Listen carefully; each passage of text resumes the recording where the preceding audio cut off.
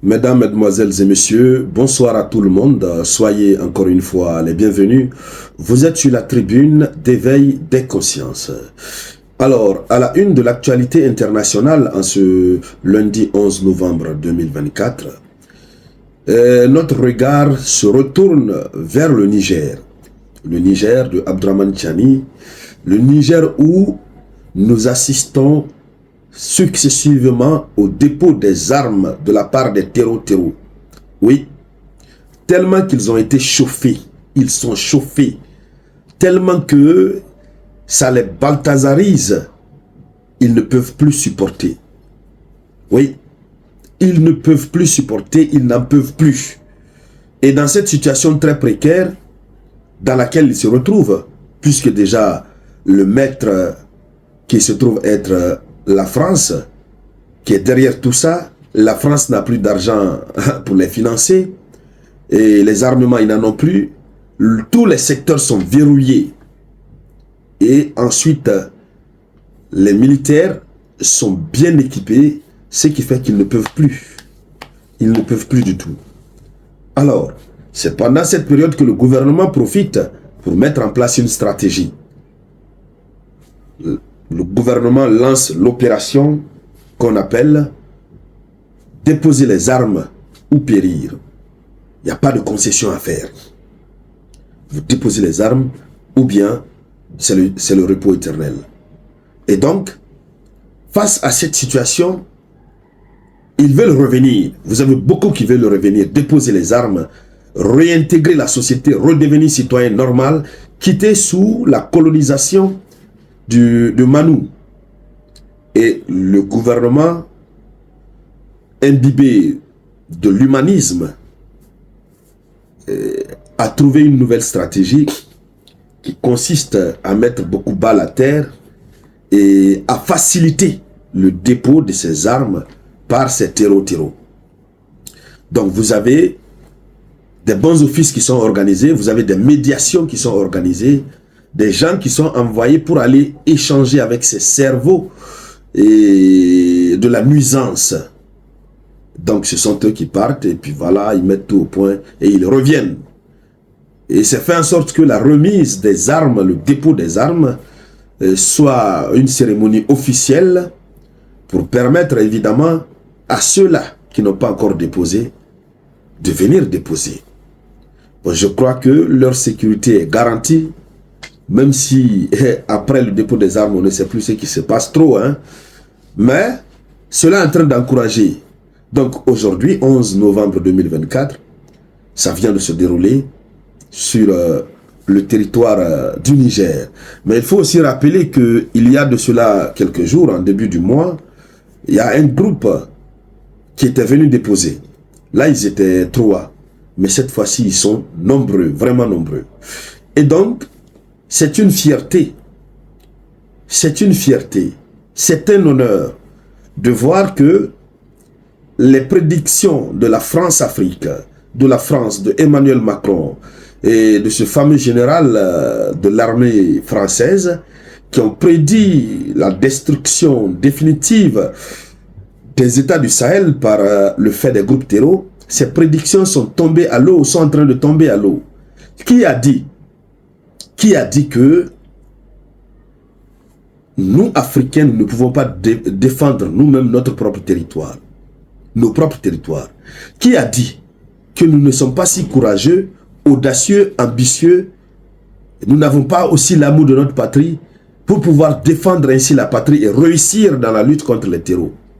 Celui qui a dit ça, envoyez-lui cette vidéoconférence, qu'il sache à quel niveau nous sommes dans le cadre de la révolution panafricaine, dans le cadre de la révolution des mentalités visant à la lutte effective contre les groupes de terreau dans le Sahel et un peu partout en Afrique.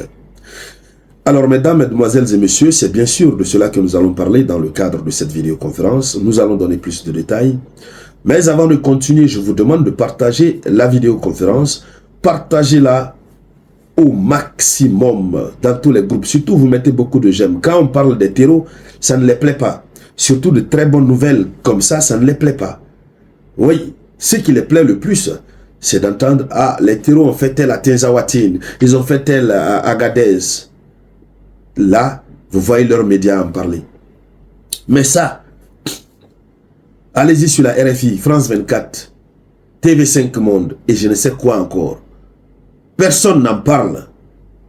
Alors, même si nous ne sommes pas un média en tant que tel, mais déjà que nous avons une grande audience et nous avons la capacité de toucher des milliers de personnes sur le continent africain, en Europe, en Asie, aux États-Unis d'Amérique et un peu partout dans le monde, tant qu'on a cette possibilité-là, il faudrait qu'on fasse diffuser le message. Ils ne vont pas diffuser les bonnes nouvelles pour nous. Ils attendent qu'il y ait des mauvaises nouvelles. Mais nous, nous diffusons. C'est de cela qu'il s'agit. Donc, merci de partager la vidéoconférence. Partagez-la dans tous les groupes possibles. Mettez surtout beaucoup de j'aime. Voici l'information officielle. C'est la cour du gouvernorat d'Agadez qui a servi de cadre ce 11 novembre 2024 à la reddition de 9 désormais ex-combattants terreau. Ils sont au nombre de 9, comme vous pouvez le voir. Oui, ils ont remis main à main. Et quelles sont les armes qu'ils ont déposées? Donc, il faut déjà dire qu'ils ont été accueillis par le général de brigade Ibra Boulama, accompagné de ses plus proches collaborateurs. Donc, vous avez plusieurs armes de guerre qui ont été déposées, dont 12-7 ont été officiellement remises aux autorités par ces ex-combattants, voilà, par ces ex-combattants ramenés à la raison. Alors, ce qu'il faut préciser, c'est que ils ont, comme j'ai planté le décor au début de la vidéoconférence, c'est une nouvelle stratégie que le gouvernement a. Sachant déjà qu'ils sont en position de faiblesse, le gouvernement envoie des messagers. Et donc, cette fois-ci, ça a été possible grâce aux bons offices d'un Nigérien qui s'appelle Adoua Mohamed, qu'il faut saluer au passage, le remercier. C'est lui qui a facilité les choses pour que ces anciens terreaux, désormais on va les appeler comme ça, puissent revenir déposer les armes. Alors, donc, voici déjà ce qui vient de se passer. Alors, arrivé à ce niveau, qu'est-ce qu'il faut dire? On va simplement dire que nous partons progressivement vers la fin des activités de terreau dans le Sahel. Nous partons progressivement. Vous savez, les groupes de terreau sont tellement bien organisés, c'est une entreprise. La France-Afrique, sachant que le néocolonialisme va bientôt prendre fin, ils ont créé les systèmes de terreau. C'est une nouvelle forme de colonisation. Nous coloniser par la violence, par la terreur. Et donc, il sera un peu difficile d'éradiquer définitivement cette affaire de terreau, puisque c'est une entreprise. Et ceux qui l'ont créé se battent pour la survie de l'entreprise. C'est ça. Mais, comme ce qui est en train de se passer, certains vont déposer les armes, d'autres vont être envoyés au repos éternel. Pendant ce temps, d'autres personnes sont en train de se faire recruter. Pourquoi? À cause de l'argent. Oui, vous allez voir quelqu'un, il se lève le matin, il regarde sa situation, il ne comprend pas. Ça ne va pas. Dans le pays, ça ne va pas. Économiquement, rien ne va. Il ne sait plus à quel sens se vouer. Il a des familles à nourrir. Lui-même, il doit se nourrir. Et puis, il apprend, bon, il y a recrutement pour aller être terreau. Et vous savez, quand on les recrute, on ne leur dit pas que vous êtes des terreaux. On dit, bon, nous avons une organisation pour défendre tel intérêt, tel intérêt. Vous allez devenir des soldats, des militaires. Mais pour telle entité. Et voici ce que vous allez faire. Voici les règles, etc., etc. Nous sommes en guerre contre tel. Et donc, on dit le salaire c'est tel. Vous allez voir, le salaire va être un peu plus supérieur à ce qu'un fonctionnaire normal touche. Donc la personne se regarde, il regarde son destin et dit non, je vais m'engager.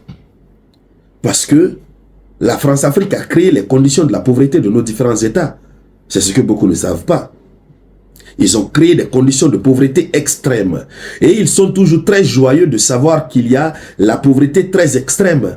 Parce que quand il y a la pauvreté, les populations sont révoltées d'office contre les dirigeants. Ils pensent que ce sont les dirigeants qui sont à la base de leur plus grande pauvreté. Or, c'est un système qui a été mis en place. Les populations, les citoyens sont frustrés contre les gouvernements. Et quand c'est comme ça, dès qu'on les propose quelque chose, pour se lever contre le gouvernement, mais imaginez la suite, ça devient très facile. C'est comme ça ils ont toujours eu. Ces terreaux-là, la plupart ne sont pas recrutés ailleurs. Hein. La plupart sont recrutés au sein même des populations de nos différents États. Alors, au fur et à mesure, ils ont vu que la lutte n'aboutit pas. Les terreaux-là même, ils cherchent quoi? Qu'est-ce qu'ils revendiquent? Ils revendiquent quoi? Ils réclament quoi? Pourtant, eux-mêmes ont leurs parents. Pour ce qui s'est passé en début du mois, les trois terreaux qui ont déposé les armes, le leader a confessé que c'est grâce à sa maman. Sa maman avait menacé de le renier s'il ne déposait pas les armes et qu'il revenait à la vie normale. Et il a été obligé. Vu que même, il savait déjà que là où il est en train de partir, il ne pouvait jamais aboutir. Oui, il pouvait quand même aboutir. L'aboutissement allait être le repos éternel. Ah oui, mais tout être humain a forcément peur du repos éternel. Donc, chères dames, chers messieurs, voici la très très bonne nouvelle pour l'Afrique des souverainetés et la très très mauvaise nouvelle pour la France-Afrique. La France-Afrique ne va faire que chuter chaque jour que Dieu fait. Alors, il ne me reste qu'à vous dire merci à toutes et à tous. Merci de partager cette vidéoconférence au maximum dans tous les groupes possibles. Je vous reviens tout à l'heure avec de nouvelles actualités. C'était la voix de votre unique samouraï.